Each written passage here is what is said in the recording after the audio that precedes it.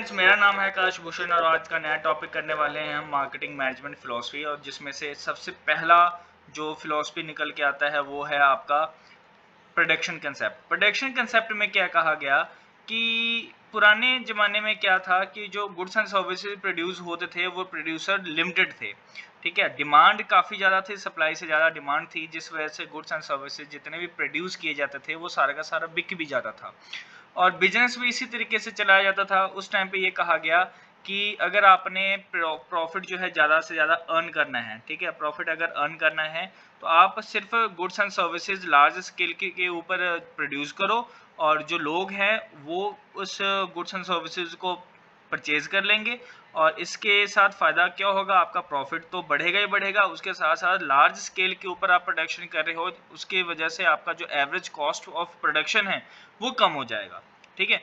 दूसरा कंसेप्ट क्या था, धीरे धीरे जो है समय जैसे जैसे बदलता गया तो लोग अब चाहते थे कि उनको क्वांटिटी नहीं क्वालिटी चाहिए। अब नंबर ऑफ प्रोडक्शन जो है वो ज़्यादा हो गई थी, प्रोड्यूसर भी ज़्यादा हो गए थे, अब लोग चाहते थे कि उनको क्वालिटी चाहिए। तो प्रोडक्ट कंसेप्ट किसके साथ जुड़ा हुआ है, ये है क्वालिटी के साथ।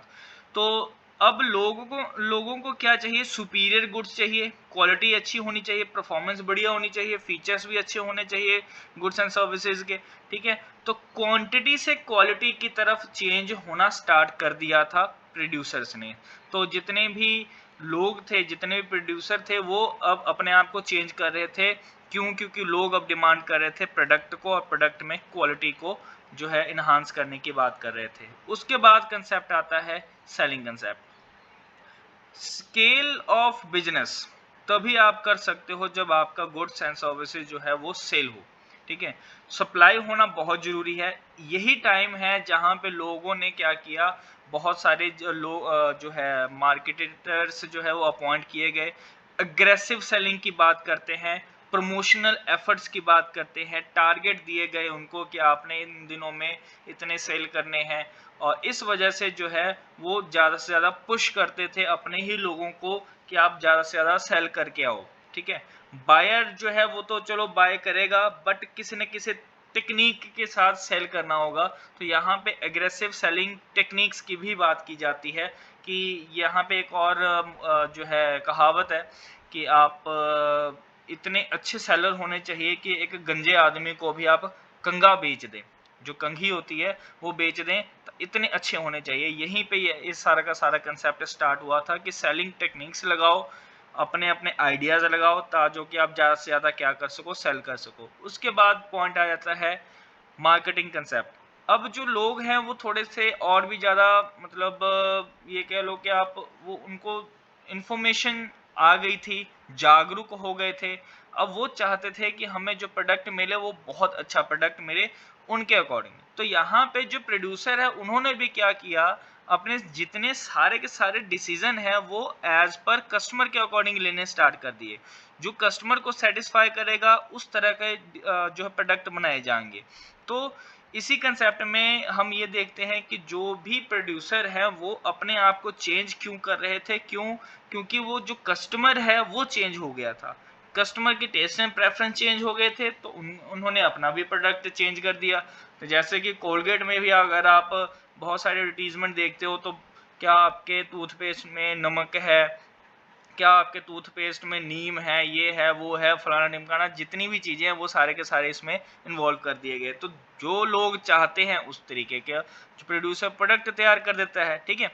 उसके बाद लास्ट में जो कंसेप्ट निकल के आता है सोसाइटल मार्केटिंग कंसेप्ट। यहाँ ये एडवांस है। इसमें क्या कहा गया कि सोसाइटी की कुछ प्रॉब्लम्स भी हैं, ठीक है, चैलेंजेस हैं, जैसे environmental pollution, deforestation, shortage of resources, population explosion, inflation, ये सारे के सारे प्रॉब्लम्स हैं। अब जो मार्केटिंग में सबसे मेन पॉइंट सोसाइटी है और उसके साथ साथ जो है प्रोड्यूसर है। प्रोड्यूसर चाहेगा कि उसके जो कस्टमर है वो ना जाएं, इसलिए किसी न किसी तरीके से वो जोड़ के रखेगा।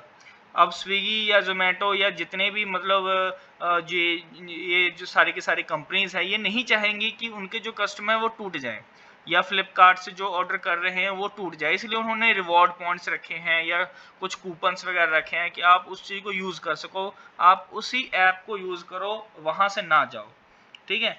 लॉन्ग टर्म वेलफेयर के लिए प्रोड्यूसर ने कुछ न कुछ ऐसे जो टेक्निक्स लगाए हैं जिसके कारण जो कस्टमर है उसके साथ जुड़ा हो। इसी वजह से यहीं से कंसेप्ट निकल के आता है आफ्टर सेल्स सर्विसेज का।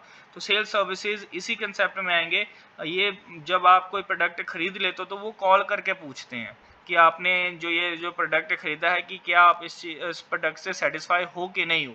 ठीक है, ये सारी चीज़ें पूछी जाती हैं। आइए एक बार हम नज़र देख लेते हैं जहाँ पे डिफरेंसेस बताए गए हैं मार्केटिंग मैनेजमेंट फिलॉसफी के ऊपर। जैसे कि सबसे पहला पॉइंट आ जाता है स्टार्टिंग पॉइंट, प्रोडक्शन कंसेप्ट है, प्रोडक्ट है, सेलिंग है, मार्केटिंग है, सोसाइटल है। तो ये कहाँ से बनेंगे? फैक्ट्री में, ये भी फैक्ट्री, ये भी फैक्ट्री। मार्केटिंग कंसेप्ट जो है मार्केट से बनेगा क्योंकि इन्फॉर्मेशन चाहिए वहीं से, और ये सोसाइटल, मार्केट और सोसाइटी दोनों से। मेन फोकस किसके ऊपर किया गया था प्रोडक्शन में? तो क्वांटिटी ऑफ प्रोडक्ट, ज़्यादा से ज़्यादा प्रोडक्ट प्रोड्यूस करो, यहाँ पे क्वालिटी, परफॉर्मेंस, फीचर्स यहाँ पे। और सेलिंग कंसेप्ट में सिंपल एग्जिस्टिंग प्रोडक्ट के ऊपर कहा गया कि जो प्रोडक्ट है उसको सेल करो।